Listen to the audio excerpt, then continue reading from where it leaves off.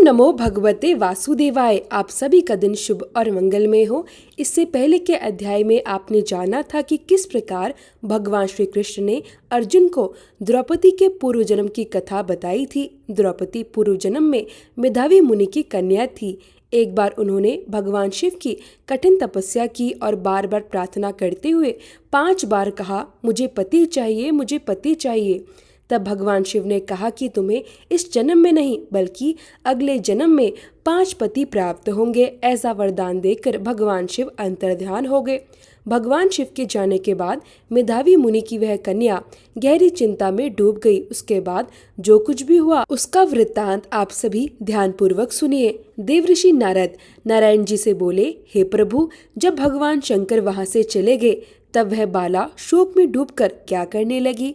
कृपया उसका पूरा वृत्तांत मुझे विस्तार से सुनाइए। श्री नारायण बोले, इसी प्रकार राजा युधिष्ठिर ने श्री कृष्ण से पूछा था। तब भगवान ने जो कुछ भी राजा से कहा उसका वृत्तांत मैं तुमसे कहता हूँ, ध्यान पूर्वक सुनो। भगवान श्री कृष्ण बोले, हे राजन, इस प्रकार जब शिवजी वहां से चले गए तब वह बाला अत्यंत व्याकुल हो गई। वह लंबी लंबी सांसें लेने लगी, भय से कांपने लगी और असहाय होकर आंसू बहाने लगी। उस तपस्विनी कन्या का शरीर मानो हृदय की अग्नि से जलने लगा था। वह ऐसी प्रतीत होती थी जैसे किसी विषैले नाग के दंश से पीड़ित हुई कोमल लता सूखती चली जाती है।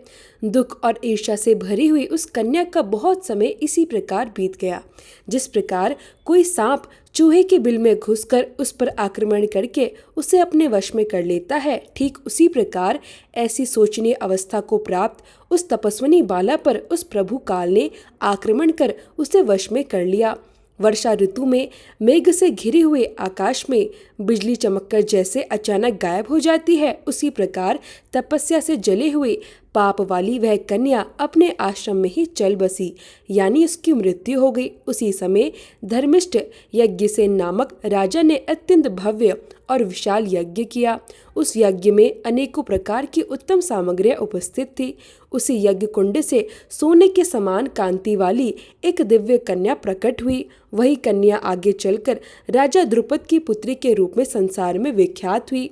जो पहले मेधावी ऋषि की कन्या थी वही आगे चलकर संपूर्ण संसार में द्रौपदी के नाम से प्रसिद्ध हुई। उसी को स्वयंवर में मछली को मेध कर भीष्म, कर्ण आदि बहुत से राजाओं को तिनके के समान कर सुबिध राजमंद दल में अर्जुन ने पांचाली को प्राप्त किया। हे मुनिवर, वही द्रौपदी आगे चलकर दुष्ट दुशासन द्वारा बाल पकड़कर सभा में खींची गई और उसे हृदय को चीर देने वाले कटु वचन सुनने पड़े। पुरुषोत्तम मास की अवहेलना करने के कारण मुझे भी उसकी उपेक्षा करनी पड़ी। जब वह मेरे में स्नेह करके मेरा नाम बराबर लेने लगी तब हे दया सिंधु, हे श्री कृष्ण, हे जगतपते, हे नाथ, हे रमानाथ, हे केशव, हे कलेश नाशन, मेरे माता पिता, भ्राता, सहेलिया, बहन, बंधु, इष्ट और पति, अब कोई भी मेरा सहारा नहीं है। हे ऋषिकेश, मेरे लिए तो सब कुछ आप ही हैं। हे गोविंद, हे गोपिकाओं के नाथ, हे दयानिधि, दुशासन मुझ पर अत्याचार कर रहा है, क्या आप मुझे नहीं जानते? इस प्रकार द्रौपदी मुझे बार बार पुकारने लगी। हालांकि उसकी पहली पुकार पर मैंने उसकी ओर ध्यान नहीं दिया था, लेकिन जब दुशासन के अत्याचार से पीड़ित होकर उसने पुनः मेरा स्मरण किया तब मैं तुरंत गरुड़ पर सवार होकर वहां पहुंच गया। हे राजन, वहां पहुंचकर मैंने अनेक वस्त्रों से द्रौपदी की लाज की रक्षा की और उसे ढक दिया। वह सदा मुझसे प्रेम करने वाली, मेरा भजन करने वाली और मुझे अपने प्राणों के समान प्रिय मानने वाली सती स्त्री थी। वह मेरी अत्यंत प्रिय सखी थी। फिर भी पुरुषोत्तम मास की अवहेलना करने के कारण उसकी अपेक्षा करनी पड़ी। जो पुरुष पुरुषोत्तम मास का तिरस्कार करता है मैं उसका पतन कर देता हूँ। यह पुरुषोत्तम मास तो मुनियों और देवताओं द्वारा भी पूजनीय और सेवनीय है।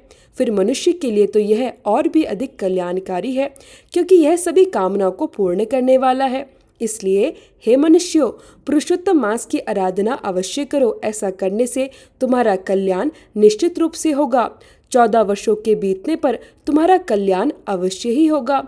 हे पांडुनंदन, जिन पुरुषों ने द्रौपदी के बाल पकड़कर उसे अपमानित होते हुए देखा है, हे महाराज, मैं क्रोध में आकर उनकी पत्नियों की अलकों तक को काट डालूंगा।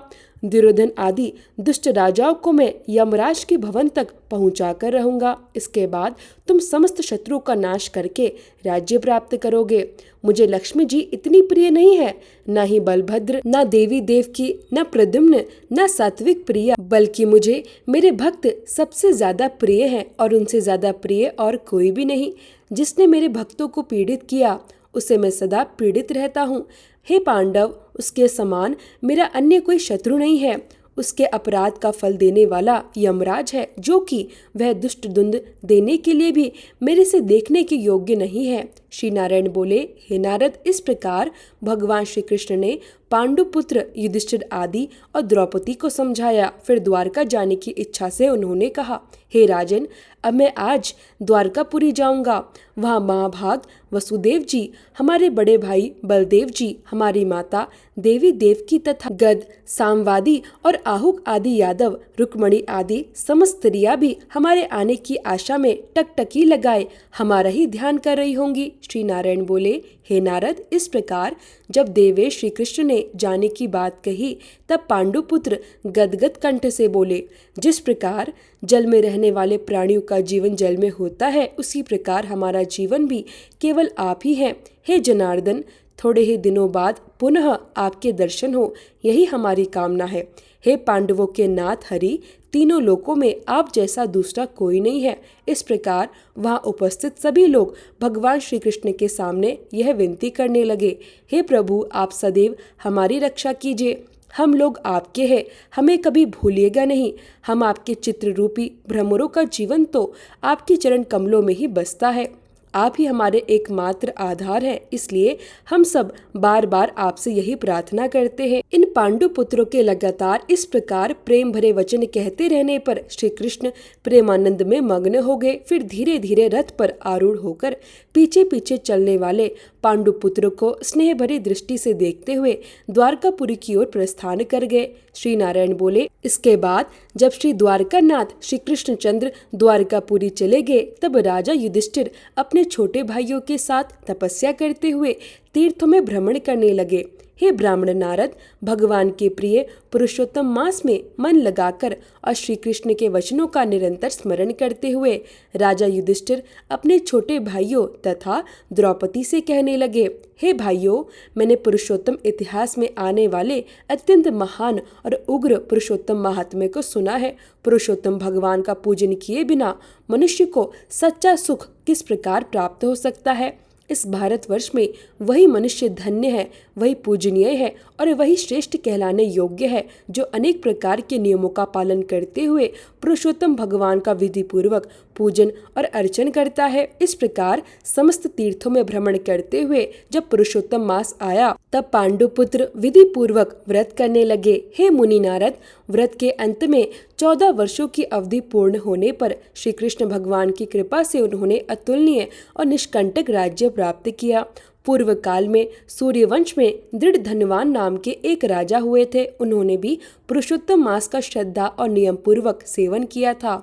उस व्रत के प्रभाव से उन्होंने महालक्ष्मी, पुत्र पौत्रों का सुख तथा अनेक प्रकार के भोगों का आनंद प्राप्त किया और अंत में योग्यों को भी जो दुर्लभ वैकुंठ लोक सहजता से प्राप्त नहीं होता, उस भगवान के परम धाम वैकुंठ को भी उन्होंने प्राप्त कर लिया।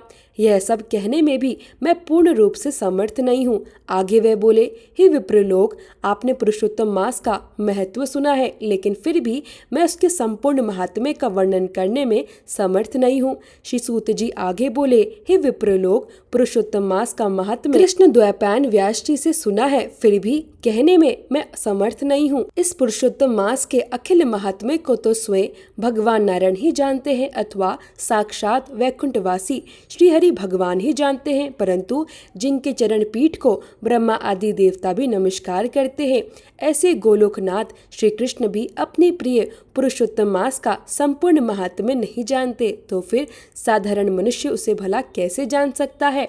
इसके आगे श्री नारायण ने देवऋषि नारद को जो कुछ भी बताया, उसका अद्भुत वृत्तांत आप सभी अगले अध्याय में सुनिएगा। अगर आपको यह कथा अच्छी लगी हो तो वीडियो को लाइक जरूर कीजिएगा।